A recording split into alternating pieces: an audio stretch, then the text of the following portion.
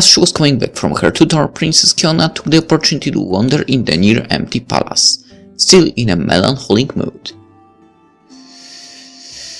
Once again, she had felt her father observing her, whether it be while singing in the garden, or later that day during other lessons. He had never stopped staring at her. Creepy. Creepy, very creepy. She had noticed his behavior for quite some time, and she could not help but feel a deep unease. Was he the man she had not seen for so many years? Interested in her again? Yeah, in a way you don't expect for sure. Creepy. Was it an awkward way for him to make amends, as Nahima had said? Or was it for a far darker reason? Kiona had a bad feeling about this.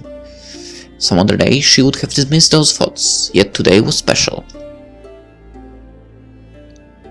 All day long she had been under the impression that the servants were whispering things in her path. Something weird was definitely going on.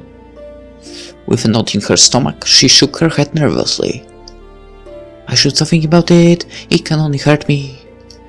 Suddenly, she noticed that the castle was bathing in sunset. Already that late? I must make haste, I promised Nahima would pay her a visit. As the princess was walking towards the castle kitchen, where most of the retainers were at that time of the day, she felt a presence behind her back. Reflexively, she turned back and caught a glimpse of a man standing before her. Her heart skipped a bit like never before due to the surprise. Astounded, she tried to fan herself to get rid of the warmth that was spreading through her whole body. She needed a few seconds to recognize this solemn man, but there was no doubt. It was that creep, King. Father, what surprise! I've not seen you in so many years. Are you surprised, my daughter? Well, since the death of my mother, you seem to be avoiding me. I regret that very much. Have I made you suffer? Yes, father. I just want to speak with you again, if possible. All these years, I was only inhabited by loneliness and bitterness. I did not want you to see me like this.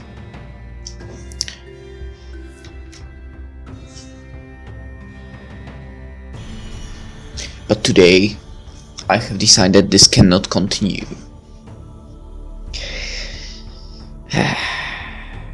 That creep. I'm glad to hear it, father. Well, I'm sure you won't be glad to hear what's coming next. Still petrified because of how surreal this scene was, Kiona answered politely while taking a closer look at the old man's faded and worn-out face. Had he always looked like tired, that aloof? She could not remember. The unexpected presence of the king could have been a great moment of happiness for the young girl, but in the shadows of the looming night, she could glimpse a red light in his eyes, a crazed and bloodthirsty light. With each word, the king was getting closer, looking more and more threatening, like a raven spreading out its wings. The unease did not leave the fluttering heart of Kiona. Is why you have come to see me, father, as the reconciliation? Better than that. You want to be by my side, do you not? I know of a way to bring us closer, but this hope rests on you. Do you love me? I love you, like a daughter must love her father. This is not what I want to hear. I love you, my daughter, and I decided to marry you. Kiona could feel her blood rushing through her veins, and she's shaking a lot. Cold sweat was running down her spine.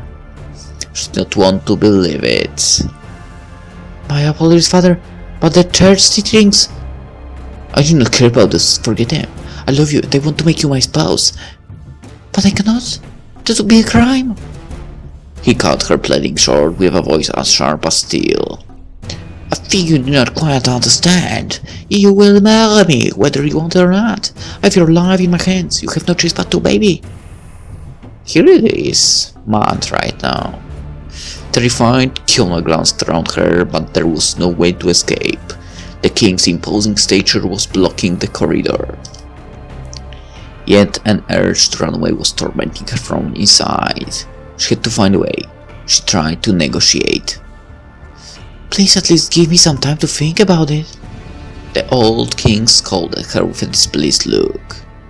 You have 1 hour, no more, no less. I will be in your bed chamber. Finish thinking about my proposal by then. Well, that's not much time. He turned around and walked away, his cloak floating through the wind, leaving the princess lost and shocked. As he was vanishing from her field of vision turned red by dusk, she let herself fall on the ground.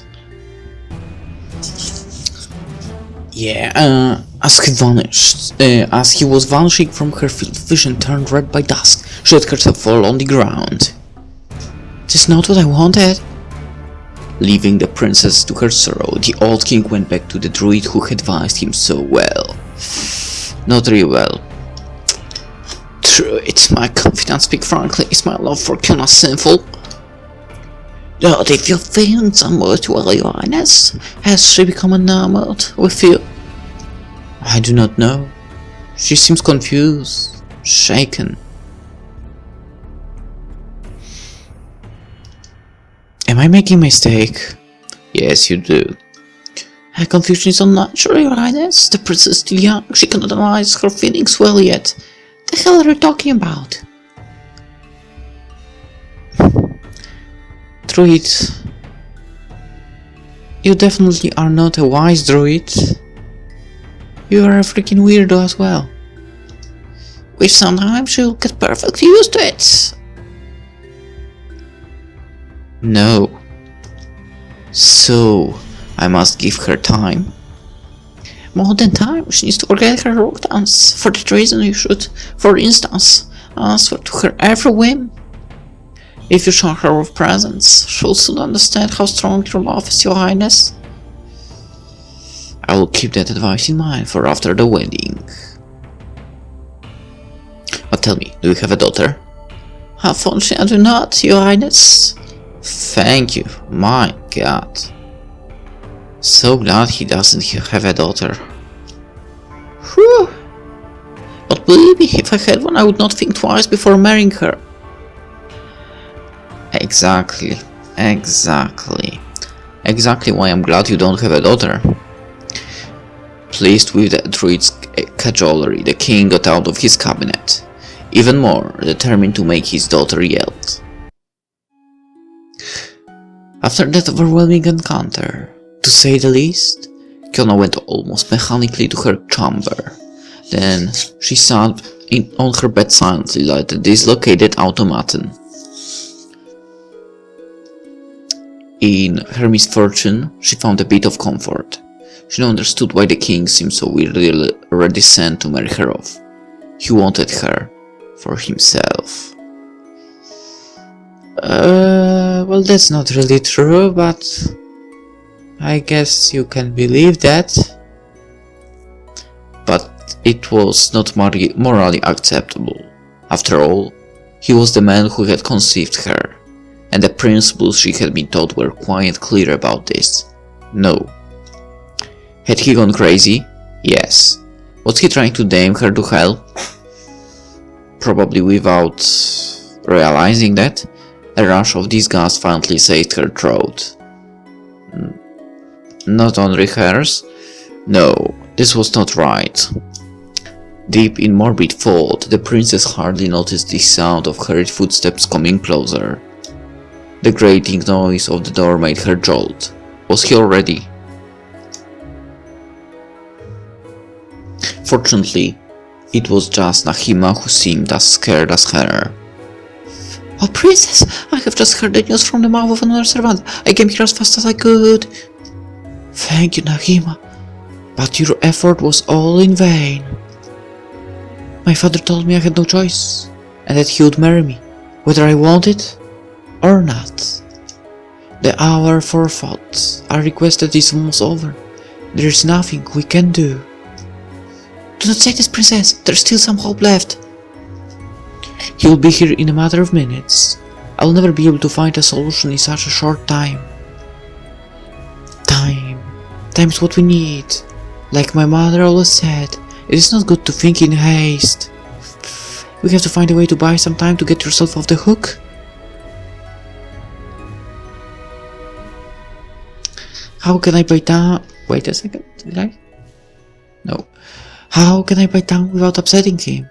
He seems as hurt as he is irritated. If I were to ask him for an array, he would certainly refuse. That is why you have to be sly. Rather than ask him for more time, pretend you demand a gift from him as a token of goodwill. A gift? That is to say? As for something so rare and complex, it would be almost impossible for him to obtain it. Thus, even if he managed to give it to you, you would have bought quite some time nonetheless. And if he does not keep his commitment, then it is even better. That is a good idea. However, I have yet to find something to ask him, without sounding suspicious. If I were to request some Far Eastern china from him, he could argue that this is not necessary, or promise to buy some after our wedding. You are right. Nahima rubbed her chin with a pensive look. Time. We need time. All of a sudden, she clapped her hands. I know. Princess, demand that he gives you a dress the color of time. It is common for a future bride to want new clothes. In order to appear as a proper lady in the arms of her spouse, he will not be able to refuse. And since time has no color, no tailor, even a fairy, will ever manage to craft such a dress. Nahima, you are a genius!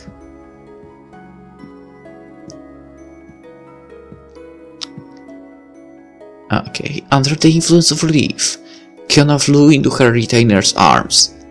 Oh, so that's what the animation was about. Who consequently went as red as a bedrot. Maybe a bit. Prince, please! This was nothing! Hilarious face. The two girls were so happy they failed to notice in time the sound of footsteps in the corridor. Someone knocked at the door. This time there was no place for doubt. It was the Creep King. My daughter, are you here? Quick, Nahima, hide yourself under bed. We can let him know you are here. Whoa, that was fast. No sooner said than done. Nahima slipped under the wooden frame. The white bed sheets easily covered her, and Kiona only had to adjust their length to be sure she could not be seen. I'm coming, father! With shaky hands, the princess opened the door and let the king come in. You know, I still forget to pay attention to the crystal. His eyes were as piercing and hard as an hour ago. She could not help but gulp. Oh, so, have you considered my proposal? Yes, father. I've pondered and I have come to the conclusion that I cannot appear by your side without clothes fit for a queen. I want to honor you, and this is why I would like to renew my wardrobe a bit before the wedding. The druid's advice immediately came to the old king's mind. I like how the chandelier is shaking. I guess the wind. Okay, the young woman was certainly about to express some whims of hers, and he could not pass on such an occasion to earn her trust. Thus, the king carefully listened to her. Now that I think about the druid, actually, I don't know why. He said he would marry his own daughter and so on, but by the way he is, I'm pretty sure he's not married to anyone. I mean, who would like such a creep? Okay, now getting to back to the story actually. Please speak frankly, dear daughter. I'm listening and I will try my best to fulfill whatever wish you have. Father, please, beg that I ask you for a dress the color of time. The color of time? What a strange whim of yours. However, so be it. I'll stick to my word. You will have this dress tomorrow evening, at the same time. Good luck. And with solemn look, he left the room, delighted by the hope the heiress had given him. Nahima took advantage of this opportunity to come out of her hiding. You have been wonderful, princess. We have managed to buy enough time to set up a plan. One day. It's only one day. You still have to find one, however. It is better to sleep on it. It has been a long and intense day, and you must be exhausted. Get some rest, and we'll think about it tomorrow morning. Seriously? You know what? I will think it right now, because I prefer actually to think later than earlier. You're probably right, Nahima. Probably. Oh? With a brooding and hazy mind, the princess quickly went to bed. There had to be a way to save herself. Meanwhile, the king had gathered the most talented crafters of the area, the best tailors there were, and he ordered them to make this dress in a day. Otherwise, they would be hanged. Terrified for their lives, they set to work straight away, relentlessly, working all night while cursing this weird idea. A dress the color of time? What a caprice! On the dawn of the second day, the princess woke up earlier than usual. Kiona was not in the mood to stay abed. She was pressed for time, and her night had been scattered with nightmares and untimely awakenings. I don't want to know what kind of nightmares, but on the other hand, I already know. The verbena scent was getting overwhelming, almost sickening. She could not wait. Someone had to help her get rid of this unbelievable situation. Still in her dressing gown, she sat on the edge of the bed and stroked her hair, waiting for the retainer who was in charge of her toilet. After some long minutes, the door eventually opened. Good morning, princess. Oh, are you already awake?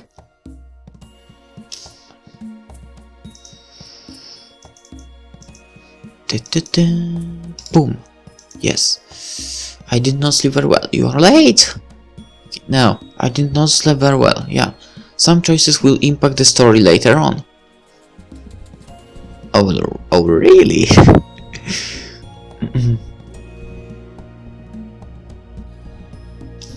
Wait a second. What was that? What was that about? By the way, is that what you sleep in? I had a horrible night, Nahima. I could not get any rest. What is going to happen to me? I'm sorry to hear the princess. Understand you are troubled by your father's proposal, but we have to keep calm to find a plan of action. Know that you are not alone. I'm with you, and I'm not going to let you down. You're probably right as usual. Thank you, Nahima. The young servant squared with an embarrassed look. Oh, princess, there's no time for flattery. First, I have to take care of your toilet.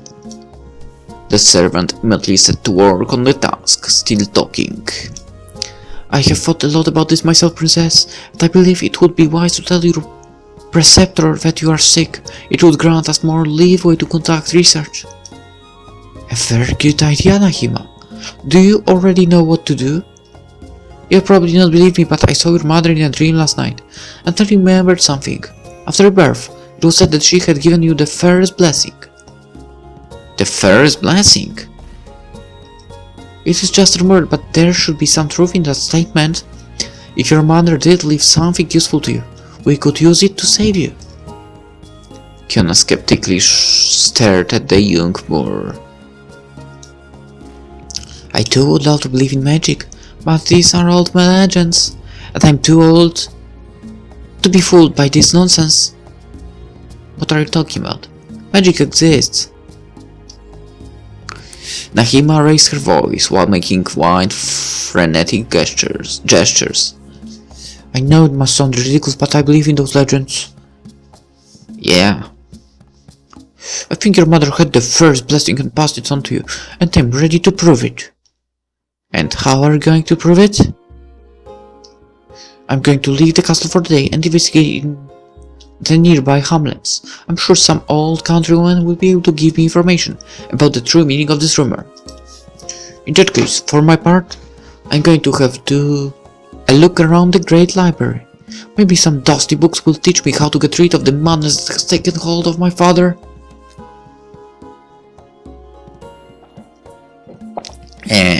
Well, I'm afraid it's too late for him already. Maybe. Let us part ways and meet again tonight in my bedroom to talk about our findings. May the best of us win. It is a deal then.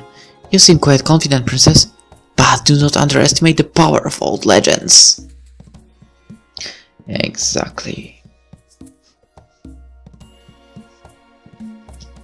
Magic does exist and I will prove it. Well, now that I think about it, what a weird timing. It's quite similar, you know, about magic exists or not in here. And at the same time I'm watching, well, not while playing the game, but you know, Umineko no Naku Koroni, and you know, there's that one character that is telling that the witch doesn't exist, and so on. And you know, he doesn't basically believe in magic, and he wants to prove it. It doesn't exist. So that's quite a similar thing. Weird coincidence that the game and the anime at the same time. But back to the game now. Once done with the toilet, Nahima parted from the princess and quickly set off, convinced she had found the best lead. Left to herself, the heiress sighed and went towards the library, but not without dawdling on the way. Laziness was taking hold of her with each step, and everything seemed pointless. Her heart was looking for an escape, but her brain was telling her again and again there was no miracle she could hope for. The only thing that she could do in the meantime was to pray. That's a nice library. I mean, for a home library, that's a really nice one. The dust that welcomed her as she entered the dark room only increased her distress. Carrying a candle, she inspected the shelves, looking for a ray of hope. Most of the books the king owned were written transpositions of epic poems, lyric lays, or chivalric romances. The few treatises on science were all gathered in a small corner. Well, then it makes it easy to look for something. Liber Simplicis Medicinae by the Abbess Hildegarde of Bingen, translated from German. This may be what I need. Really? Because to me it looks like some medicine book. Probably. Or maybe not. We'll see. She sat down on the table and glanced over the book. Descriptions of plants of medicinal value were passing under her eyes, yet there was nothing of value to her. What was I thinking? No book can get me out of this mess but one about black magic or alchemy. Am I really this desperate? Kiona closed the treaty of medicine with a pout of bitterness. I knew it was about medicines. If the truth be told, she had suspected her approach would be unsuccessful, but she had hoped this false sense of action would be enough to regain her courage. What I need would be to bring my father to his senses, and there's no plant that could help me change his mind. Disheartened, the princess put the imposing tome back and decided to spend the rest of the day alone in the dark yet soothing room. To pass time and forget her sorrow, she grasped clichés. I probably spelled that wrong. Some courtly literature she knew rather well. Was there anything better to forget the passing of time? Alexander of Constantinople, and nephew of Gawain from Arthurian legend, was a brave knight who achieved many feats. Wronged by his uncle Alice, he falls deeply in love with Venice, who is destined to be the bride of the former. He finds his love reciprocated since Venice is impressed by his achievements. The lovers quietly suffer, but they decide not to hide and live openly with their feelings. They hatch an escape plan so they can live freely. However, the uncle eventually dies from sorrow, which lets them seize the throne and celebrate their wedding with great circumstance. Kiona closed the book. Since her childhood, she had been told she was born to become a queen, and she always aspired to become one. But not in such a sick way, probably. I mean, for sure.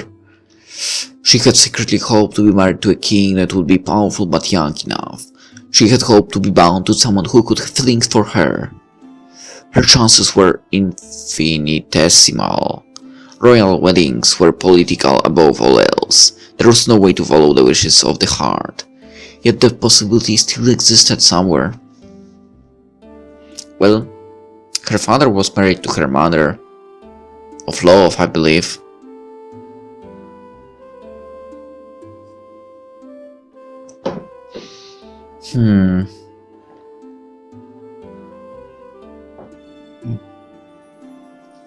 So it's not like it's not possible. For she's in a very bad situation right now. Somewhere on this earth there could be a Cletus waiting for her to be his Venice. Putting the tome back on the shelf, the heiress felt even more aggrieved than when she entered the library. Fleeing is never a good option, as Nahima rightly said. You forget everything for a while, but reality just hits you more harshly thereafter. As she was returning to her bedroom, Kiona took a look at the amber sky. It would be wiser not to let my father wait indefinitely. If I do not find any solution, postponing my fate would just anger him even further. While walking in the castle's corridor, the princess could not help but feel curious about the results of Nahima's investigation. It was their only lead, however implausible it could be. Once in her room, Kiona was welcomed by a great smile on her servant's face. A bit out of breath, with pinky cheeks for having walked for a while, the young girl gave a triumphal look. How did your investigation go, princess?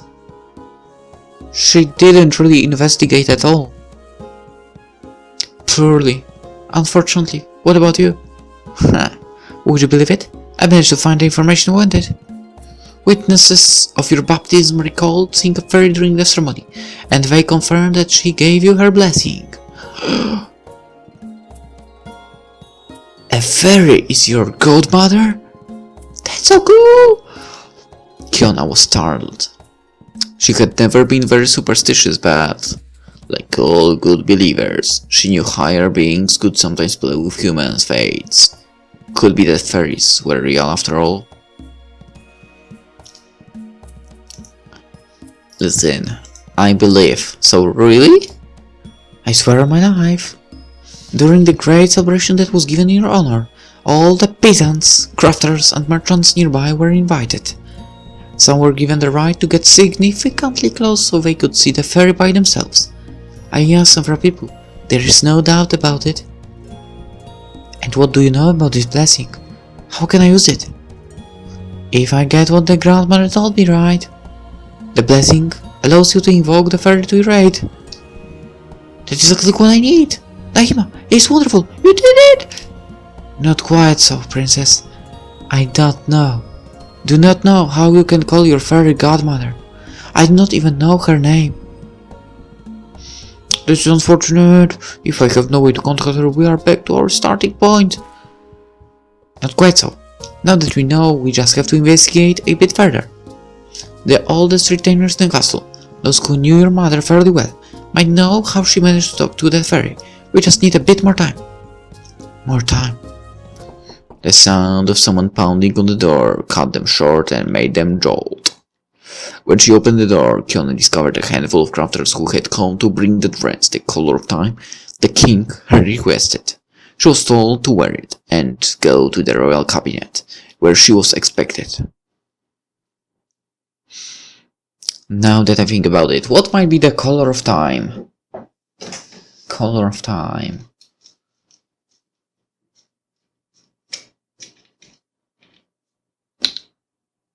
The color of time.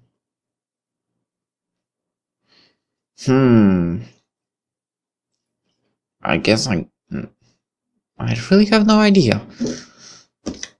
You could go the geeky way and let's say blue. Because why? Because the time machine of Doctor Who was blue. I don't know. Maybe. When she opened the door, Kiona discovered a handful of crafters who had come to bring the dress the color of time the king had requested. She was told to wear it and go to the royal cabinet, where she was expected. With an aging heart, the young girl complied. Holy shit, it really is blue.